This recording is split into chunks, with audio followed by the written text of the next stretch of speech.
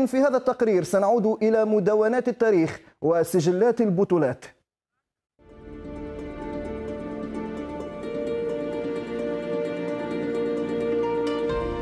بعد حوالي 50 سنة فقط على تأسيسه، أبى أن يكمل القرن العشرين كثالث أفضل فريق في القارة السمراء. هو المعطى الذي جعل اسم الرجاء البيضاوي يقترن بالتحدي، فمع كل قفزة زمنية أكد النظرية حتى فتح باب العالمية على مصراعيه للكرة العربية. الرجاء مواليد 22 من مارس عام 1949 ليكون من برج الحمل، وفي ذلك العالم يقال إن شخصية البرج يمتزج فيها التحدي مع المثابرة، وهما الصفتان التي لازمتا مسيرة الفريق منذ نعومة أظفاره. عندما اشتد عود اليافع البيضاوي وأصبح في سن 25 توج بأول ألقابه، ألا وهي كأس العرش في عام 74 من القرن الماضي، وهي واحدة من بين 7 كؤوس. وقبل ختام عقده الرابع جاء الاحتفال بفاتحة الدوريات المحلية عام 88، وليتوج بعدها ب10 بطولات في مدة زمنية قاربت ربع قرن. ولأن التحدي سمته الرئيسية، كان لابد لهذا الشيخ البيضاوي أن تكون عمامته مرصعة بمجوهرات القارة، فكان له ما أراد وفاز بلقب دوري الأبطال في 3 مناسبات وأردفها بتتويج في كأس الاتحاد. لائحة الألقاب والأمجاد لا تزال طويلة، وقصص الفانتازيا الرجاوية صنعها مصارعون أشداء، فأسماء على غرار طلال القرقوري، بشعيب المباركي ومصطفى الشاذلي لن تمحى من ذاكرة الكرة المغربية. ولأنها لعبة الجلد المسيس، ارتبط اسم الفريق في بداية تأسيسه بمقاومة المستعمر الفرنسي، وواصل الرجاء دوره التأطيري للشباب المغربي ثقافياً واجتماعياً لا رياضياً فقط، وليكون مدرسة حياة وصانعاً للفرحة الإنسانية.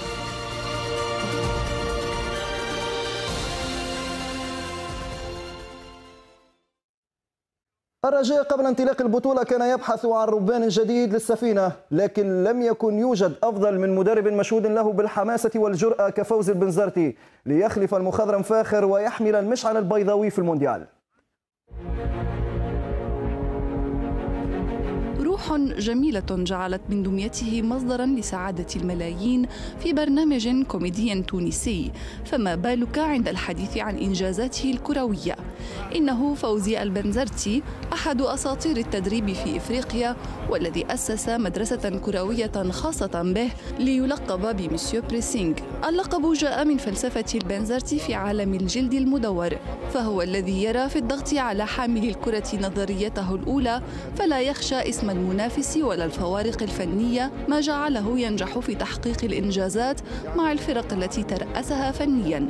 فوزي البنزرتي مدرب لا ضابط له، فهو من القلائل الذين لا يحبذون التعامل بالعقود، فالإدارة الفنية وإن كانت مصدر رزقه إلا أنه يمارسها كهواية وبمزاجية عالية، فهو هادئ خارج الميدان ومتفاعل متعصب مشجع منشط في دكة الاحتياط.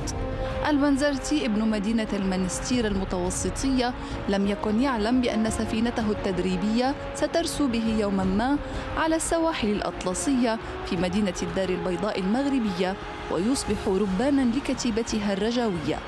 البنزرتي بدأ من المهد، فبعد أن كان لاعبا في الاتحاد المنستيري أصبح مدربا له، ومن ثم بدأت مسيرة مدير فني خطط لنجاحات عمالقة الكرة التونسية: الترجي الإفريقي، النجم الساحلي، النادي الرياضي الصفاقسي، الملعب التونسي، والقائمة طويلة.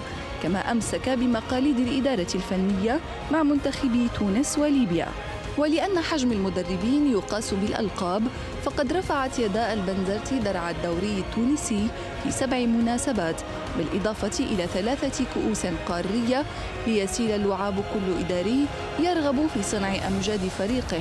فهل مونديال الندية نهاية طموح المدرب المشاكس؟ ليس باللاعب الثاني عشر وإنما كان الأول، فقد زينت لوحاته ملعبي أكادير ومراكش منذ البداية، وأبهر الجميع بعدما دفع بناديه للوصول إلى إنجاز تاريخي. إنه الجمهور الرجاوي. إنهم الجراد لكثرتهم وللونهم الأخضر الذي يكتسح المدرجات.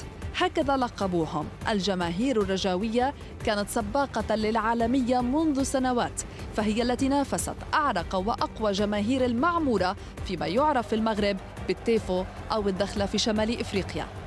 لوحات زاهية فوق المدرجات لطالما كانت سراً لا يستمتع بمذاقه إلا من يتحول لمتابعة الرجا في معقله محمد الخامس، وقد يتحسر في صورة الهزيمة، لكن عزاؤه الوحيد هو ما صنعه أبناء الكورفا سود. كم هي عديدة تلك اللوحات الفسيفسائية التي نسجتها المجموعات الرجاوية، ومع كل تيفو حكاية عشق للنادي أصبحت تدون في الذاكرة كما تحفظ الألقاب في سجلات الفريق. مونديال الأندية كان فرصة كبيرة لتلك الجماهير لتثبت للعالم بأنها ماركة مسجلة، وأنها ليست صوتاً وصورة فقط، بل هي اللاعب رقم 1 وراء إنجازات فريقها.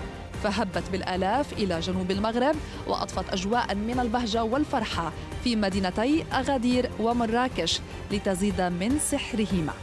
جرين بويز، أولترا إيجلز، جرين جلادياتور. الفيراج يعرفهم ويعشق رسماتهم ولمساتهم. إنهم الفناتيك، إنهم مختلفون لكنهم متحدون في حب شعار النسر الأخضر، وهو الوقود الذي جعل من أعمالهم تصنف في العديد من المناسبات ضمن أحسن اللوحات العالمية. فاشكروا لتلك الجماهير التي عيشتنا الحلم في أبهى زينة، ولتغني رجاء ديما.